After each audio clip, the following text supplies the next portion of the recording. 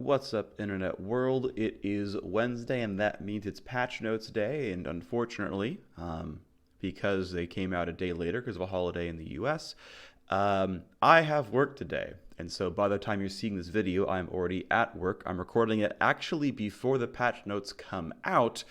This video will just come out when the patch notes do. So I will have less visuals for you. You will not see the patch notes on screen. I will read them to you, and you can, of course, read them along yourself. Go to leagueoflegends.com. The patch notes will be there. They will also be in the description below the video, unless I forget to do that. Either way, it's actually a fairly light patch. Quick context on this one. 9.11, which is this patch, is going to be most pro leagues' week 1 patch. It will not be the week 1 patch for LCS. That's going to stay on 9.10.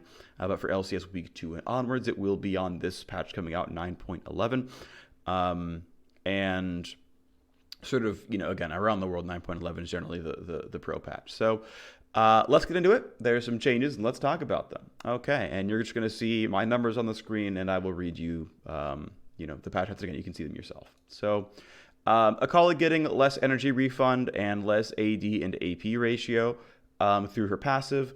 So the ratio is basically about 1/3 off. You can see 66.7 and 71.4. That's the percentages right there. I know it's very well arted. You're welcome for that. But that's how much ratio damage she's losing. It's a bonus AD ratio. It doesn't scale with level. It's just simply what she gets items. Okay, so her late game is a little bit less nutty, a little bit. What's interesting is I think this is a well-targeted nerf. This is basically the design team or designers or whatever trying to figure out what are the places where really high-skill players can abuse Akali and low-skill players can't as easily.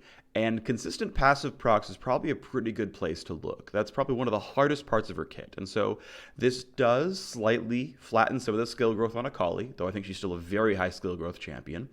And yeah, I mean, they are trying to do things like they did with Aatrox and everyone else, where they're trying to find ways to flatten a champion between pro and solo queue. And I think that's a noble goal. I think that is something that should continue to happen as long as they can keep the essence of the champion. I think with Akali they still have.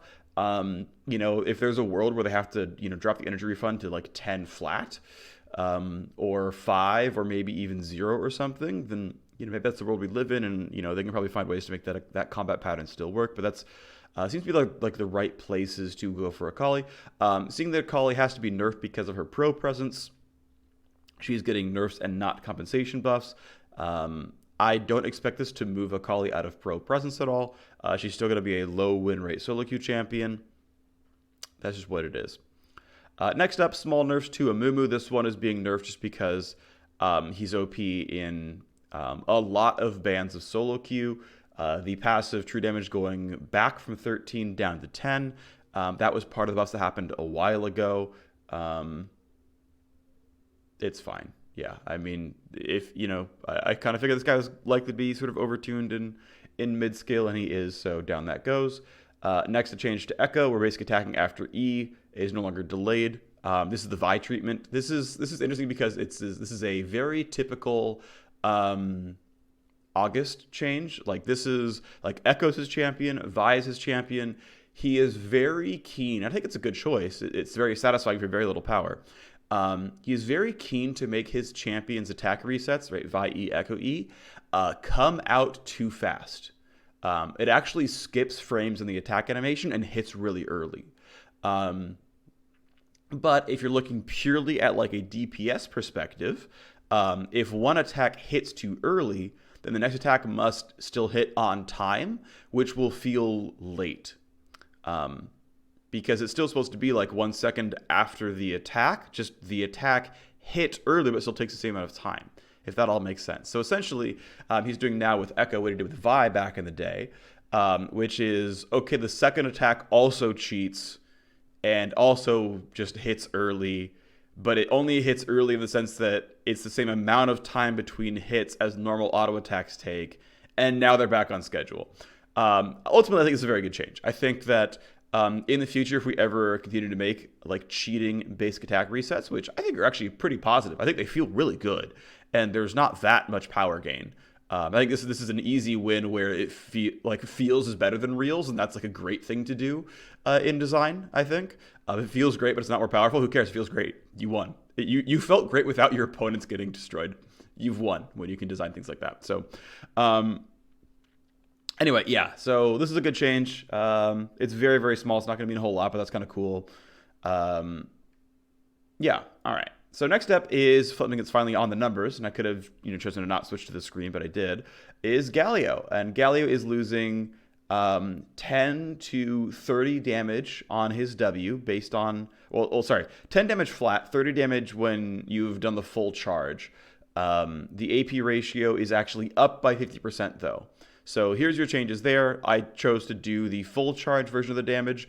Honestly, if you don't full charge it, the numbers are all just 1/3 of this. The percentages stay the same, so whatever. Support Galio tends to max W first. Mid Galio tends to max W second. So the damage drop-off is still 30 damage regardless. That actually doesn't change anything. This doesn't really bias you towards mid Galio much, except for this AP ratio thing here. Support Galio never gets really any ability power. They go Relic Shield, they get things like Redemption or Righteous Glory or whatever. They don't build AP, so minus damage plus AP is a very easy lever to say, okay, support Galio's weaker, mid Galio's stronger. They nerfed this primary damage tool, which of course is also part of why support Galio got good, was W deals damage. I think it's still correct that W does deal damage. It makes the character more satisfying. But okay, 30 damage down. Now your max versus only 150, which is very, very low. This is an incredibly low damage ability, but oh well. And then, okay, off you go. 100 AP to buff the ability back up. That's not too hard to do. That's right. That's, maybe around level 9 or something. You've got those items in and you're good to go. So, this is like roughly power neutral for mid Galio. This is definitely a nerf for support Galio.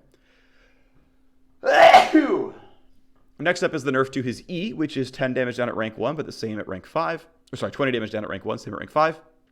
It's certainly a very high base damage ability. 100 is a very, very high base damage. Support Galio maxes at second. Mid Galio maxes at last, actually. So this is a bigger nerf, arguably, for support Galio. This AP ratio buff notwithstanding. Ultimately, though, yeah, support Galio lost 30 damage and 20 damage on his all-ins. The 30 damage sticks around. The 20 damage only softens at level 8. So a very, very large nerf to his landing phase. He is a much, much worse bully by losing 50 damage on his combo. That is meaningful. It is 50 damage on long cooldown abilities. It's only going off once per combo, but that is a meaningful nerf. This really does move the needle on support Galio. As for mid Galio, I can see this being a slight power down because you sometimes use that E for wave clear and stuff, and you don't always get your W off for damage. It can be hard to say, but late game AP Galio is strictly better, essentially. So we'll see what it means for us early to mid game. This might matter a bit. We'll see. Next up is Gragas, who gets some changes that I always enjoy, which is his health going up. I actually really have been enjoying seeing the results of saying, hey, tanks, your base stats are absurd. Those tend to do a really good job of making champions good in solo queue without making them comparatively as good in pro. And I think the main reason for this is because pros simply farm more. Like, the gold per minute in pro games, I think just simply is higher than the gold per minute in solo queue. Just because people are mechanically a lot better. That it's the exception, not the rule, where you go down to like 40 CS at 10 minutes against Jayce. Whereas in solo queue, that always happens. So I think that because of things like that, and maybe I'm wrong, but I can look at the stats later. I'm pretty sure I'm right. If I'm wrong, then I'm giving you the wrong cause for this. That because it's so much easier to farm as a pro, you tend to have a lot of stats because you bought items. But in solo queue, you don't have a lot of stats from buying items. You don't farm as well. And so you can disproportionately buff champions in solo queue by buffing their base stats. Because less of their tankiness is coming from items. So I think that works really, really well. Also, hashtag clean numbers. Health goes from 583.5 to a clean 600. Health goes from 89 to 95. Attack damage goes from 61.4 to 64. So here's the health, up about 16. up even more in the late game, over 200. Pretty meaningful health growth right here. I also do like in general that, again, tanks going up to above 2,000 health or so. Gragas' armor and MR are, reasonable for a melee champion. They're not obnoxiously low. So, generally he has a pretty fine stat distribution. As far as the attack damage, I mean, certainly goes up pretty high. 120 something is quite good. I think is, sort of par for the course for a not fast melee champion. And, okay, 3 attack damage basically just helps his jungle clear, right? He's a talisman buyer, of course. So he doesn't have that extra 15 or 20 or whatever it is damage on hit. So this is, actually 4% DPS increase to his basic attacks. Okay, certainly keep in mind the talisman DPS itself is also 5 per second or whatever. So, okay, there's some extra DPS behind the scenes. But ultimately, this is a non-trivial clear speed increase. This is a quite meaningful durability increase. So this is actually quite nice. This is quite nice overall. This is a pretty big win rate buff to Jungle Gragas.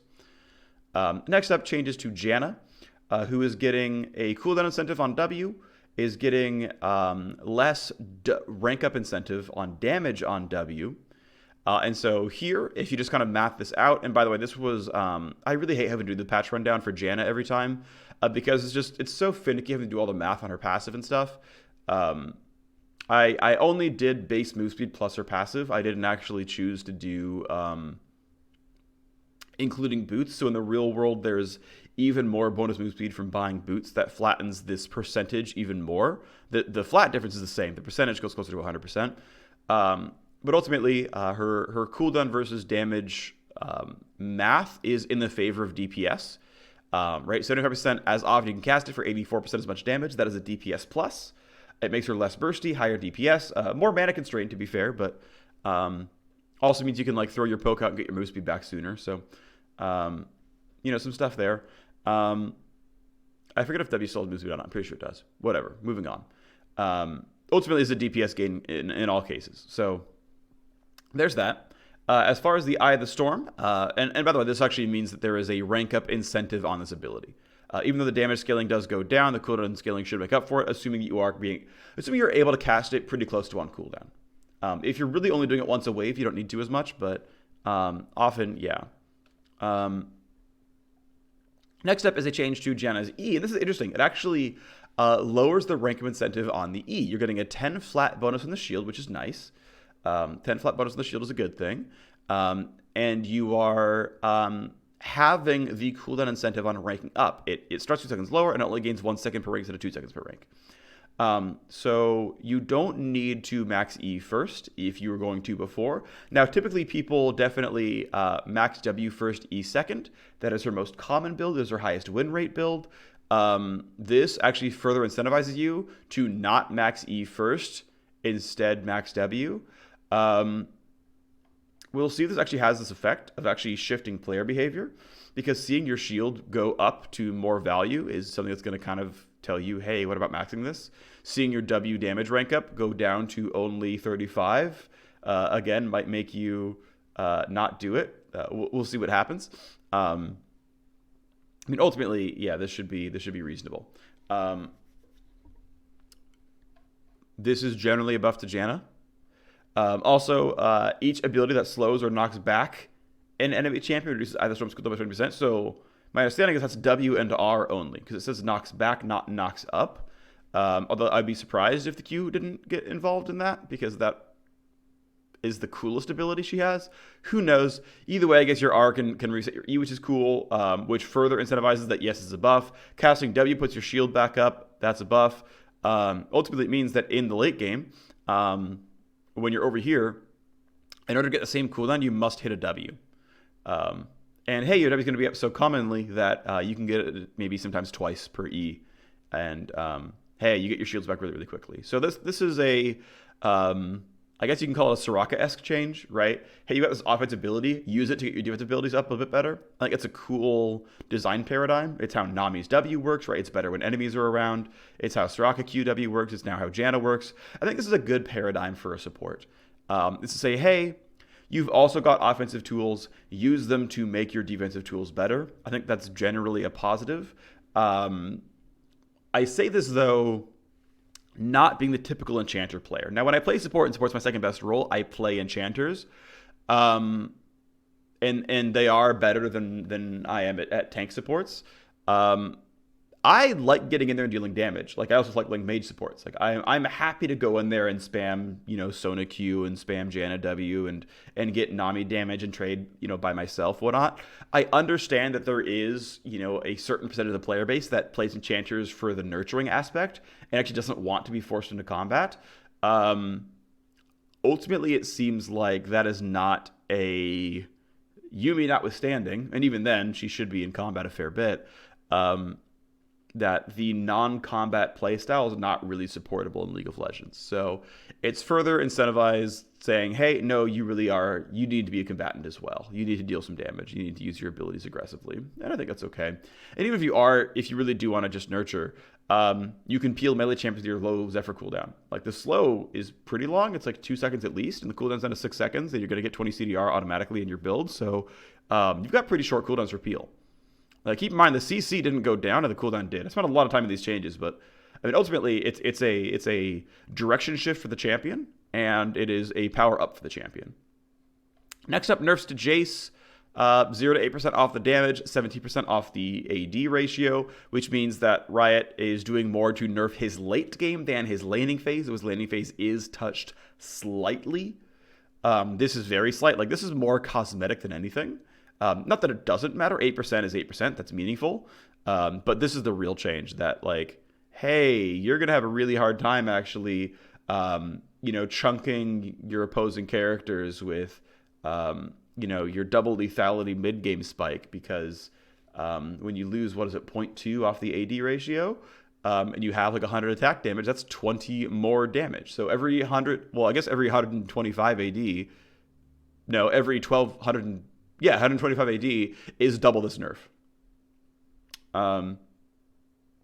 Which again is more of a late game nerf. It when you get more than 120 AD, which is once you get past 2 lethality items, that's when this nerf is more than doubled. So it really does push throughout game time quite well.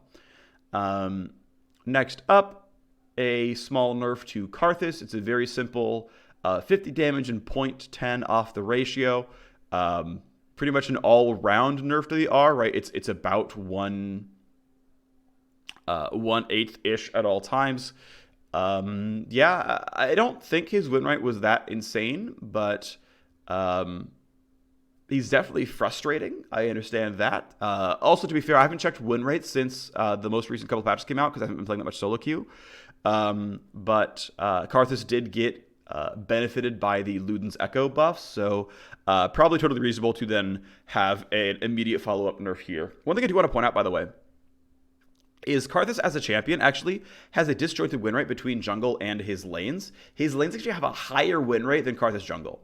At least last I checked. This could have changed with the Runic Echo buffs, but I don't think they were that big that it would have made this happen.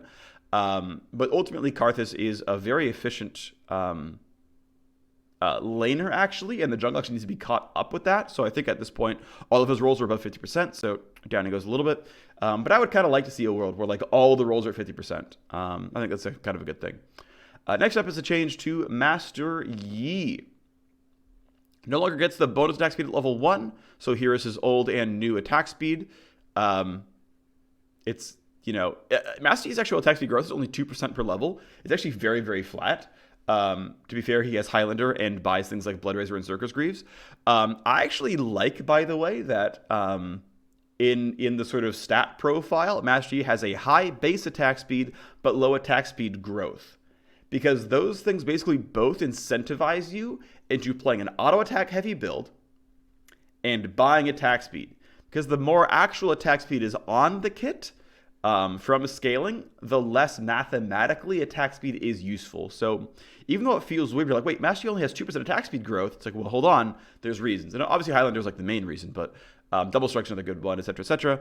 There's lots of fiddly design reasons why this happens, but ultimately, cool changes. Other things worth noting, the multi-hit damage on Q has gone down. This is not counting any attack damage buys that might exist, runes, etc. But ultimately, you lose 17% damage no matter what. It's 17% damage off of the quadruple hit Q, right? Instead of doing 1.75, it's 1.45, and there you are. The other thing to mention is I did not look up his win rate, but apparently he needs nerfs. So there you go. That's what's the other thing worth mentioning.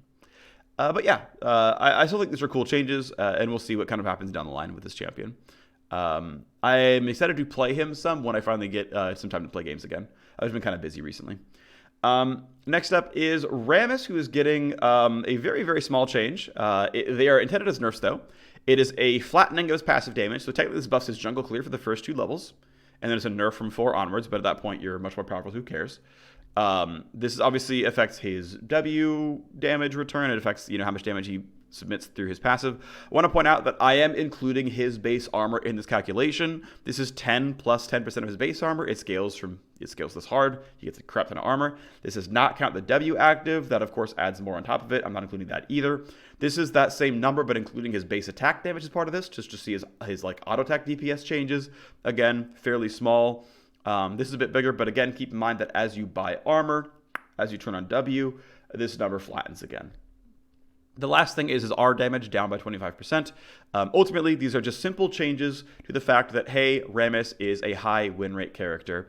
I actually like the damage being flattened at 10. I actually think it's a positive for the kit, just because it scales with a thing that scales on character level anyway, which is base armor, and it scales on item purchases, which is bonus armor. So, like, let's just have it be a flat 10. I think that's just, like, clean design, and then this is just for power changes for the most part.